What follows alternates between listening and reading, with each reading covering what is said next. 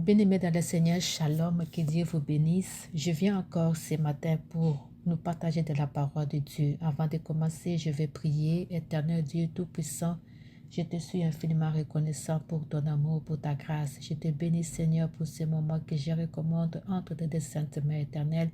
Je prie que le Saint-Esprit puisse nous parler, que le Saint-Esprit puisse nous enseigner, que le Saint-Esprit puisse nous instruire.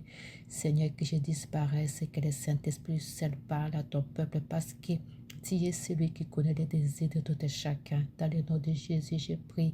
Ainsi, j'ai dit Amen. Amen. Je vais parler de la restauration. Toute cette semaine, nous sommes en train de parler de la restauration. Je bénis le Seigneur pour les serviteurs, pour toutes les servantes. Que Dieu vous bénisse. Vous avez fait un travail remarquable. J'ai eu à suivre vos édifications depuis dimanche jusqu'à aujourd'hui. Vraiment, c'est formidable. Je bénis Dieu pour vos vies.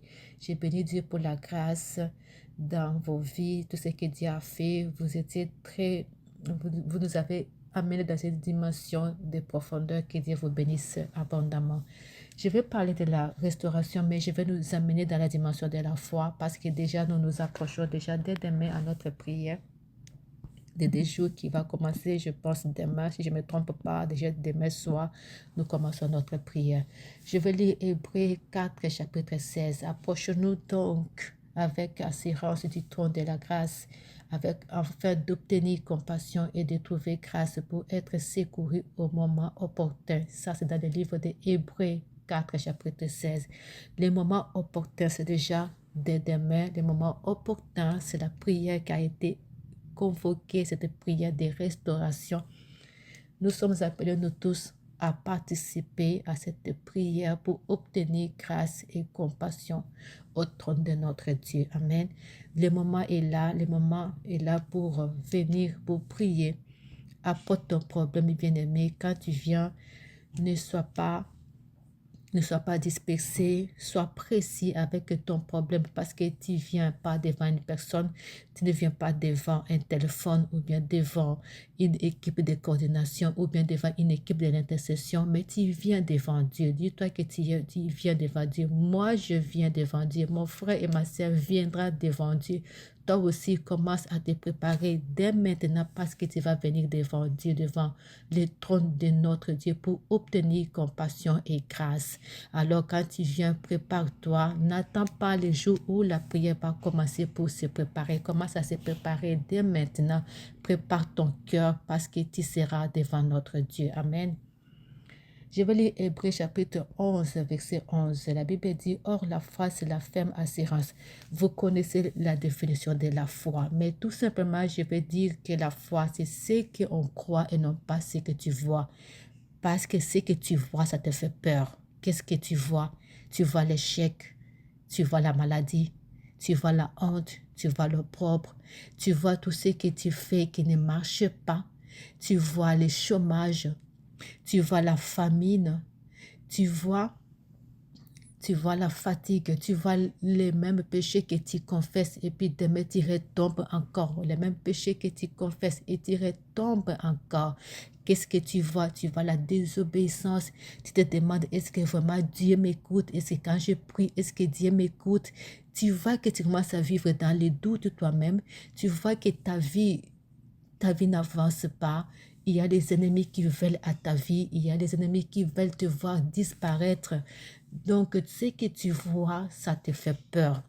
Mais pourtant, la foi, c'est ce que nous croyons. Qu'est-ce que nous croyons? Nous croyons à la parole de Dieu.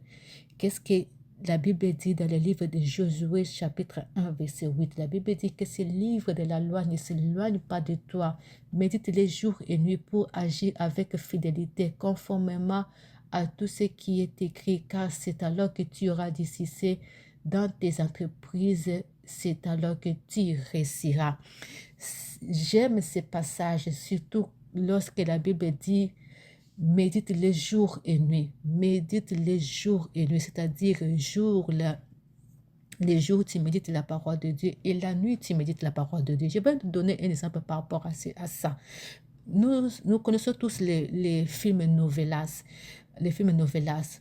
Les films novelas, il y en a ceux qui ont au moins 100 épisodes. 100 épisodes. Et regarde quand tu commences à suivre ce film-là, tu es derrière ce film-là, tu suis l'épisode 1, l'épisode 2, tu veux arrêter ton quête et dire non, non, non, non, non, arrête pas, parce que le film devient très intéressant. Continue.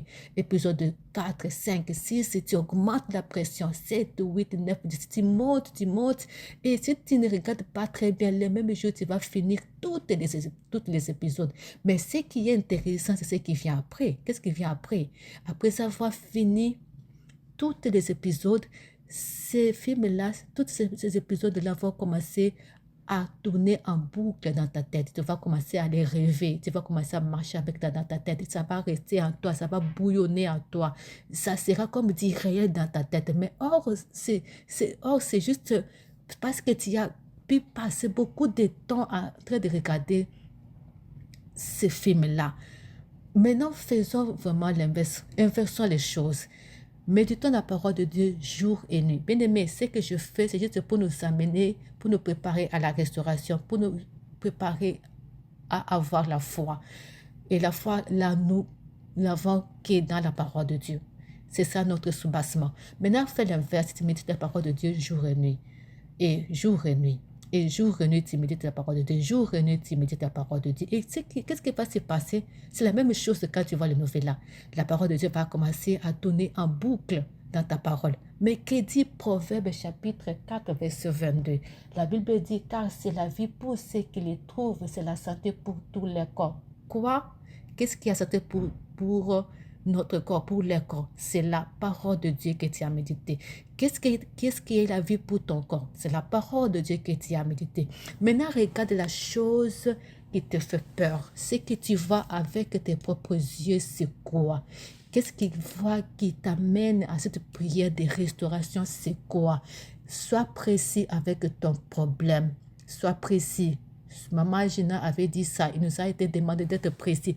Ne viens pas d'une manière dispersée. Ne viens pas comme j'ai dit que non, voilà, c'est le téléphone. Non, non, je viens seulement parce que ce sera le téléphone, on ne va pas me voir. Je vais juste prier, vaille que vaille. Ou bien quand tu es là, tu es en train d'écouter une autre personne en train de prier. Prépare-toi dès maintenant avec ton problème. Et quand tu viens, ce que tu vois, c'est quoi? Quand je dis ce que tu vois, c'est les problèmes qui te dérangent, c'est quoi? Sois précis avec ces problèmes. Maintenant, quand tu vas venir avec le problème qui te dérange, parce que le problème là, quand tu vas avoir la foi et que la parole de Dieu est en toi, en train de tourner en boucle en toi, et quand tu es en train quand tu es dans la parole de Dieu, la parole qui tourne en boucle là doit être liée à ton problème, doit correspondre à ton problème. Quand je dis correspondre, c'est comment? Quand tu vas aller dans la parole de Dieu, une personne qui est malade, par exemple, il ne peut pas aller lire il ne peut pas aller lire Jean 3,16. Non, non. Car Dieu a tant aimé le monde. Qu'est-ce que quand Dieu a tant aimé le monde a à faire avec une personne qui est malade?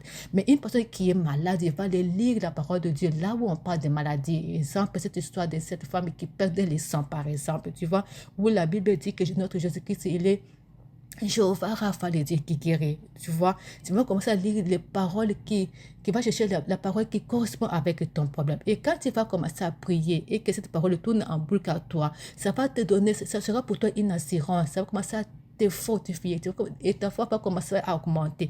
Même si l'ennemi venait pour te dire, pour chercher à te décourager, cette parole sera pour toi comme une résistance, comme un bouclier, parce que ça va protéger ton cœur et que cette parole va rester en toi. Tu te dis que non, même si ça traîne, je finirai par être guéri. Raison pour laquelle nous devons avoir cette culture de méditer la parole de Dieu jour et nuit. Amen.